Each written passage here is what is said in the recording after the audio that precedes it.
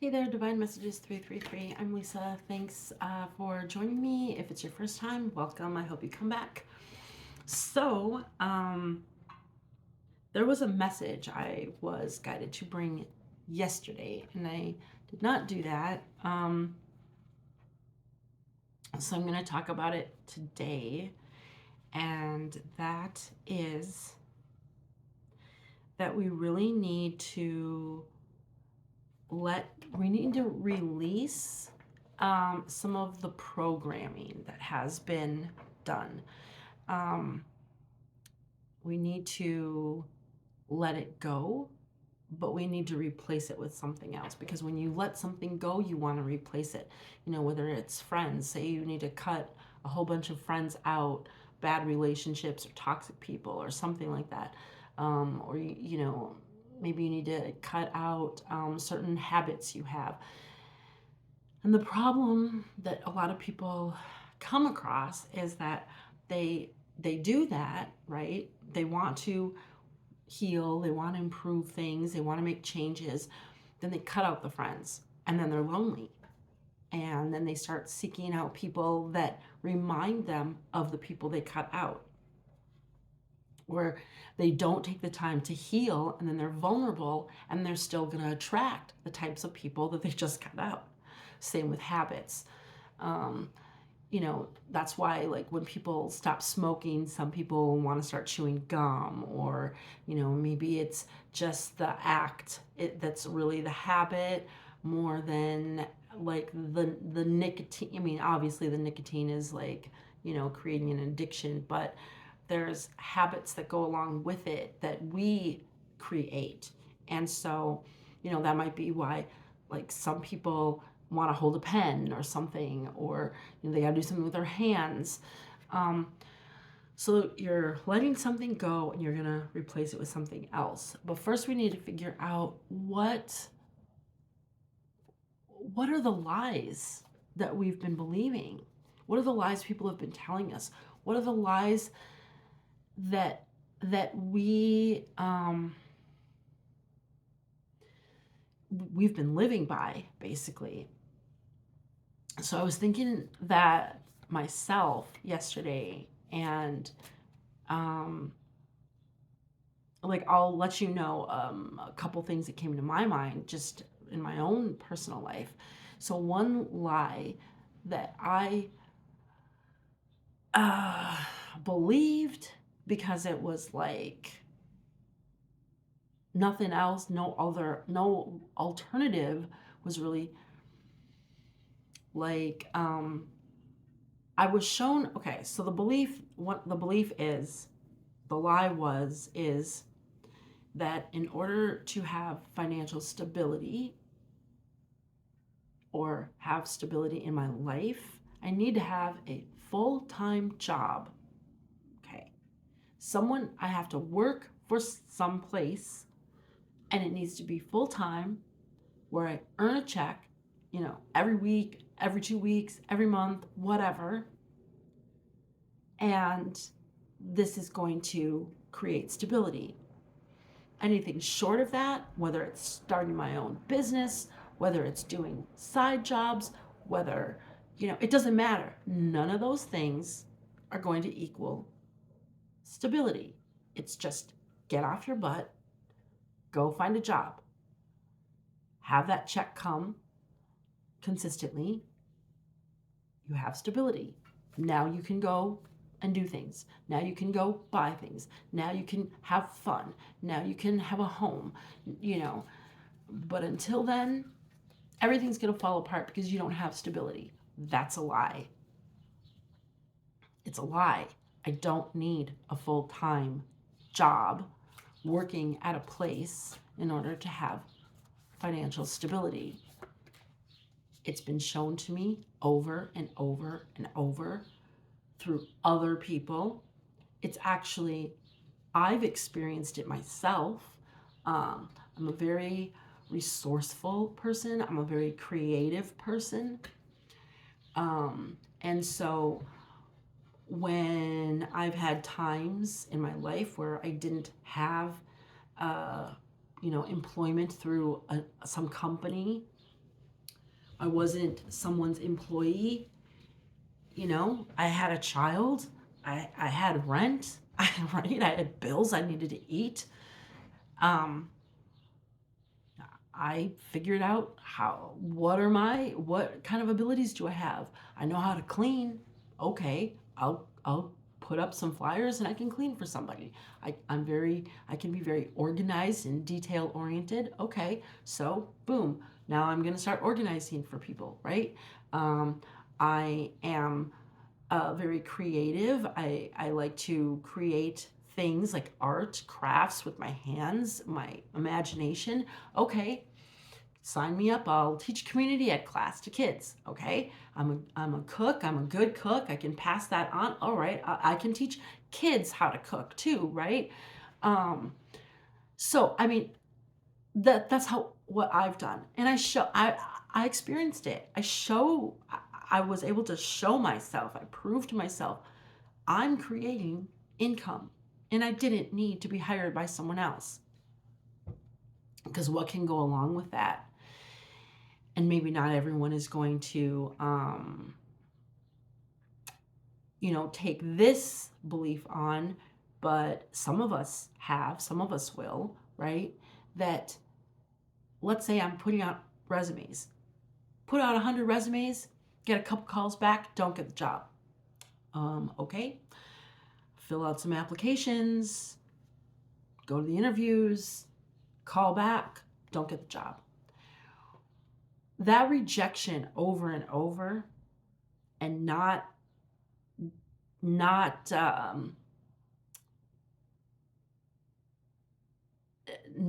achieving, what I was told is financial stability, could also then tell me my worth, right? They didn't hire me. I didn't even get called for the interview. I'm not valuable enough. They don't see my value. Maybe I don't have value. Maybe I'm fooling myself. Maybe I'm not worth what I think I am. Maybe other people are more valuable than me. Maybe what they have is better than what I have. Now my financial stability, I'm lacking it, and now I may not even be valuable enough to obtain it. Okay? This can be how those lies work in our lives. So that's not true either. Your value, your job doesn't equal your value.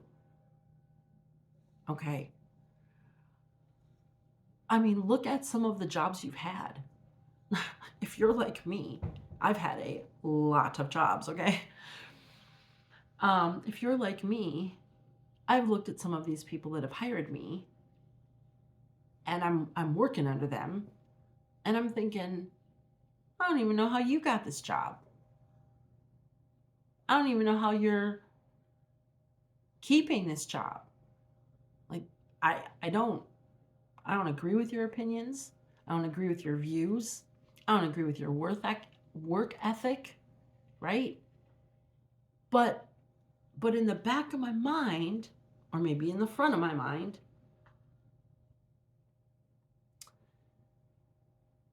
I have given this person power, and sometimes they know and sometimes they don't. I've given them power and authority to tell me, if I'm valuable. When I'm looking at them thinking, I don't even think you're contributing much to this job, this company, this organization, this project. I don't even think you are. So now why am I allowing this person that I don't even, it's not that I don't see their value as a human being, but why am I putting them up on a pedestal? Oh, they're the owner. Oh, they're the CEO. Oh, they're the general manager or something. Whoop-de-doo. How did they suddenly become the authority on me and my worth? But I didn't think about it that way. I hope I'm making sense. I feel like when it was going in my head yesterday, I was able to, like, I heard it so much more eloquently, I guess. But trying to verbalize it is a different story. So I encourage you to sit down and take some time, take out a piece of paper, and write down these lies. And if you don't have time to sit down, then, if they put the intention out there that you want to be able to see the lies that you've been told more clearly. You want them to come to the surface. You want these lies, this programming that was put upon you. And I'm not saying it was even malicious, okay? Because those that came before us had this put upon them, So I'm not faulting, parents and family members and all that, okay? I'm not doing that. I mean, your situation, but that's not what this is about. This is about alchemizing that. This is about changing that, okay? This is about shifting our thinking, our belief, and we get to tell ourselves what we believe, right?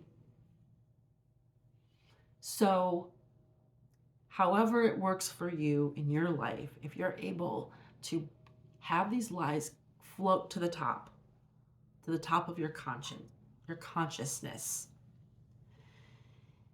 and at some point, write them down, put them somewhere where you can see them. Put it on your fridge, tape it to the wall, put it on your dashboard, your desk, whatever. And take a look at that, reflect on it, let it sink in, kick them around, challenge these lies, look at it from like a Rubik's Cube, all different kinds, different perspectives, and pick it apart. Do what you need to do to allow yourself to start like breaking it down. Because what we want to do is, those were built, right? That was built within us. So now we need to deconstruct it. We need to take it down. We need to take it apart. Start with one of them. It might be very simple, like the lie is, I need to have a full-time job for financial stability. And try to rewrite that, right? Try to rewrite it in another way. It could be as simple as, I don't need a full-time job with a company or whatever maybe you've always worked for corporations, so you could say, I don't need to work for a corporation to have financial stability. And planting that seed is going to start shifting your mind. Now you're going to need to replace it, right? So you can become more detailed, maybe you're like, well, I can't just quit my job, my whole background, my career, where I'm gonna actually like be paid for what I can offer is gonna be through a corporation, so I'm not gonna go work for some mom and pop place, because they won't be able to pay people with my experience. So, I mean, it could be, okay, I don't need to work full time for a corporation to have financial stability. If you have, you know, other passions, if you have things you want to do, you know, you have ideas you want to pursue. It doesn't even have to necessarily be, you know, that you want to like switch jobs. It's just, what lies have you been told that you are hanging on to, that are holding you back, that are limiting you, that are actually robbing you of a life that you truly want. Okay. So um that's, you know, if you're willing, if you're interested, that is something that is I'm trying to encourage to you, is cut out time, however it works for you, to start really looking at what isn't working for you, and does it go back to something you were always taught. And if you can, you know, go back and you can pinpoint, oh yeah, I always heard this, you know, I always heard um I have to get married, you know, in order to have a respectful relationship. I cannot, you know, I can't live with a person until I get married. You know, maybe that's something you were always told. And and because, you know, maybe you had a relationship with someone and they didn't want to get married, and they said, well, I could live with you, but I don't want to get married. And you were like, no way, I have to get married. I can't live with somebody that's not respectable. And really, you saw other, you know, you may have friends, you may have family members, and they live with their partners and they're not married. They might be with someone for 20 years and never get married, right? And their relationship could be very, you know, much admired by other people who are married, and they're getting divorced, and maybe they've been through a few different relationships. And you know, so whatever it is for you, I encourage you to start looking at that and start dissecting that. Okay. Oh, my nose is so itchy. I feel like this is like, what I'm saying is accurate. So I do have, I forget what the deck is called. I think the Sonia Choquette, something like that. But anyway, this is what the deck looks like on the outside.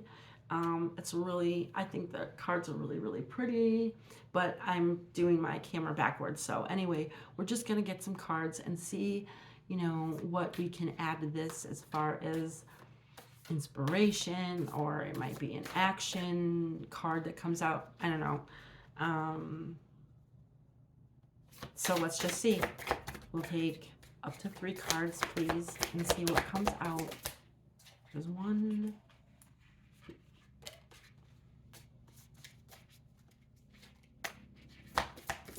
I hope you can get out and enjoy the weather. And there's, well, 3 very enthusiastic cards just came out. So we got 4, okay? All right. So we have,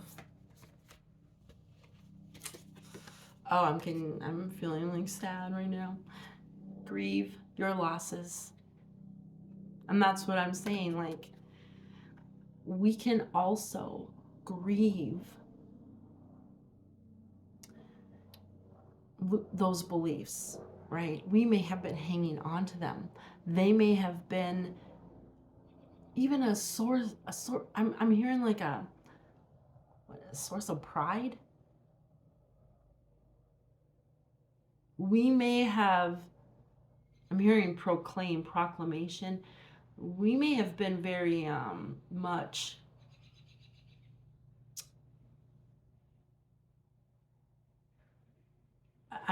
I'm getting like this, like married, um, or they were very, very close to us, these beliefs, we may have been proud to like be living by it, but they're not really making us happy. But maybe this is something like generation to generation. This was carried down. Maybe people in, if this is the case, maybe people were I'm trying to hear this word.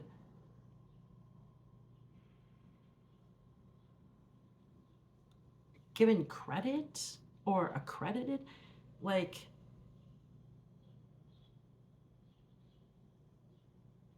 they were given lots of credit for sticking to these beliefs and like living by them, something like that.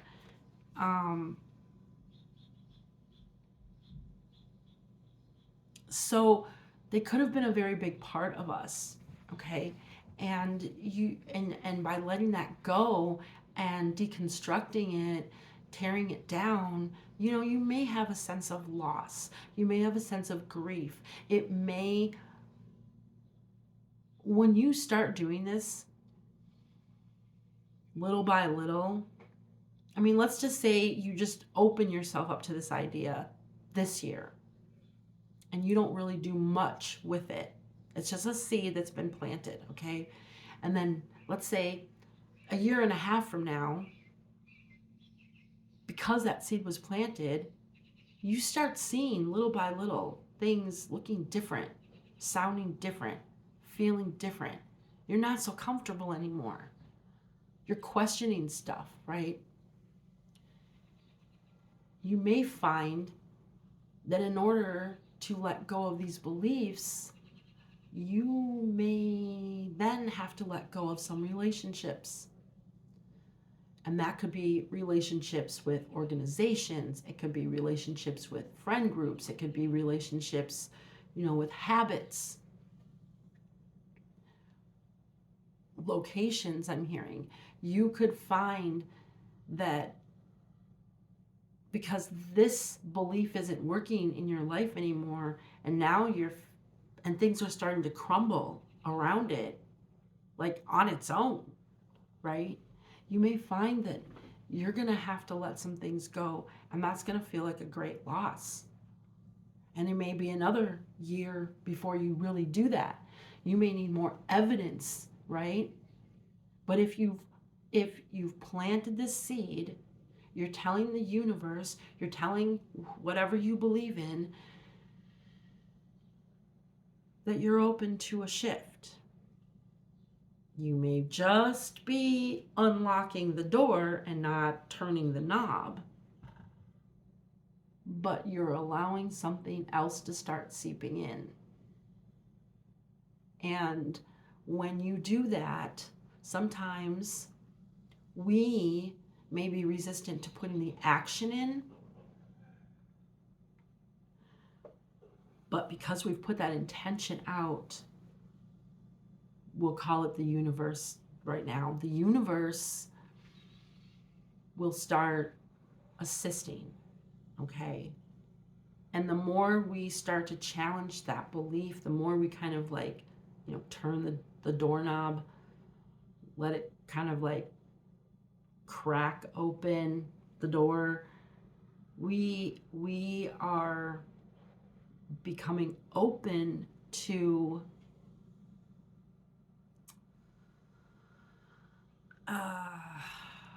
allowing things, even if it's not on a conscious level, allowing things to kind of like fall apart, things to be illuminated. So this may trigger the grieving process at some point, okay? So then you're going to want to make no judgments, okay? Like I was saying before, I'm not bashing, parents, grandparents. I'm not bashing teachers and whoever put these beliefs on us, right? Whoever helped in the programming process. I mean, we program ourselves as well. So make no judgments on that, because this isn't about blaming. This isn't about retaliating. It's not about seeing like toxicity in others. It's about just changing what doesn't work for you and opening things up so that, I mean, the end result, the end goal is just to be happy, right? Just to be happy, that's it. I mean, you can add more to it, to be grateful, to be abundant, but really to be happy, because all of those things are going to bring you happiness. So as that door cracks open and you kind of see how maybe certain people, maybe certain establishments have played a part in keeping you running on that program, on that belief, how they played a part and it didn't help. Maybe you had questioned this belief before and you've went to, certain people or organizations or groups or something, and they were like, no, that's, I know you got your questions and stuff, but this is how it is. And you're just going to have to figure out how you can bend to it and embrace it and live by it. This isn't about fixing them. This is about healing you. So make no judgments, because that's going to trip you up. And that is not the point. It's not to open your eyes to then judge. That's not the point. And it's not to open your eyes and then judge yourself. It's to just notice how it's not working and it's not true, and how you can change it. Okay? Do all things in moderation. Okay? So little by little. I mean, you may hear this and feel gung-ho, like, oh, hell yeah, I got paper and pen right here, and I got my phone right here. I'm gonna start listing this crap off. Oh, we are starting today. It's gonna end today. Okay, that might be a little much. Yeah, because, like I said, some of these things you may hold very dear. It may be part of your identity. And letting that go is gonna mean you're losing part of your identity. And doing that, jumping in the deep end before you even know how to tread the water, right? I mean, you could panic. Once you get out, you say, I am not going back to that. Screw that. That was like, that was drowning myself. That was killing me. That was, I was like, I'm grasping for anything to help me. And the only ones that came were the ones who helped to program me in the beginning. See, it's not a lie. These aren't lies. That's too much. So do it in moderation, little by little.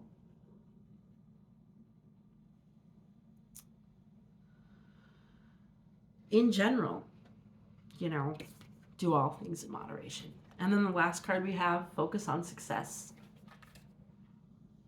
Because that's success, like I said, the end result that we want is happiness, right?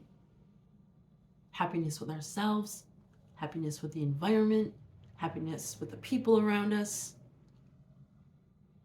happiness in how we contribute. happiness with what we receive. That is success, right? Because someone can go from being like a CEO of a corporation, right, where they're not happy. Maybe this was passed down to them from their parent or something, or maybe their parent was you know highly successful in an area, and they have to keep that going. That's what they're telling themselves. They have to keep it going. But really what they think about is like exploring, like the forest. I don't know why I'm getting that. And they don't even like the work they do, but it brings them financial stability, which allows them to then maybe take 2 months off every year, and then they get to go and be happy, right? Because they were told that to do it the other way around, to put, what makes them happy for those 2 months in front of, running this business or whatever, that isn't going to work. No, no. I don't know. I don't know if this is making sense. I'm just going with what's coming to me, and I'm trying to like quickly interpret it and put it out for you as an example. But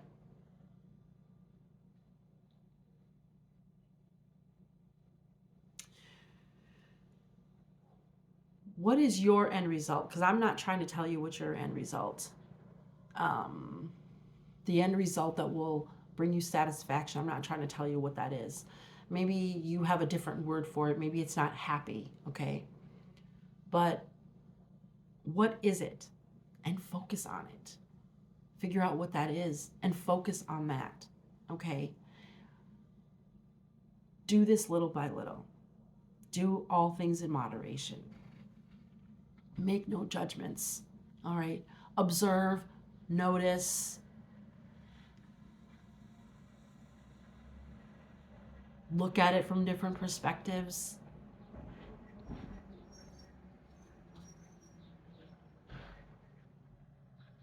Take your time. If it takes 5 years, fine,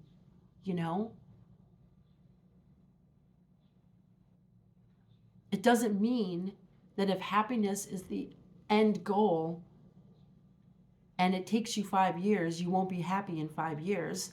No. Notice the shift. Notice the change in thinking. Maybe you used to be so dead set on this belief.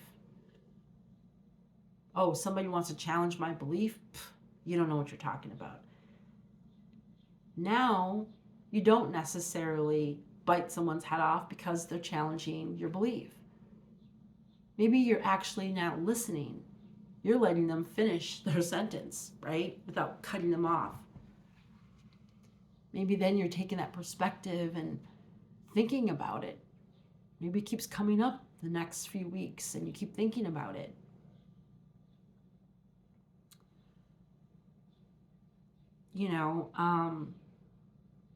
The whole process, you want to be part of it.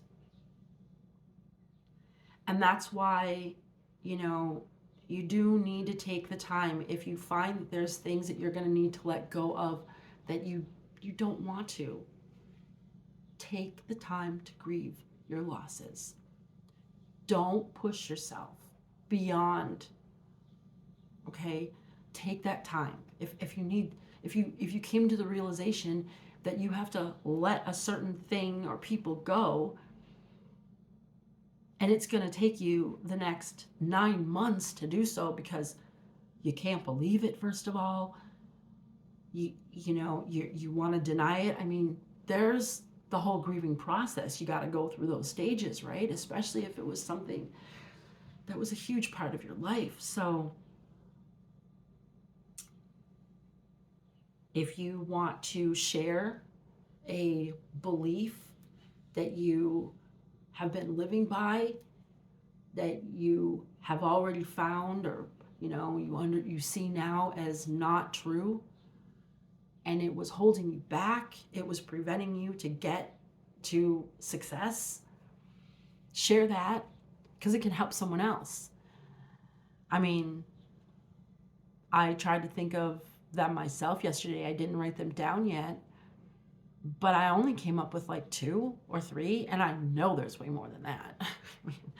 I was also like walking into the grocery store at the time and running some errands, so I was distracted. I didn't sit down and intentionally put time on this yet, but I'm going to. And I was told that this message needs to go to others. So, good luck. As I'm sitting here just kind of like playing with the cards, this is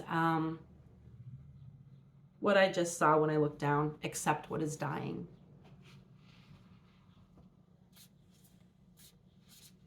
I'm sorry for your loss, but it's actually a blessing. So be gentle with yourself, and we will see you again. Thanks.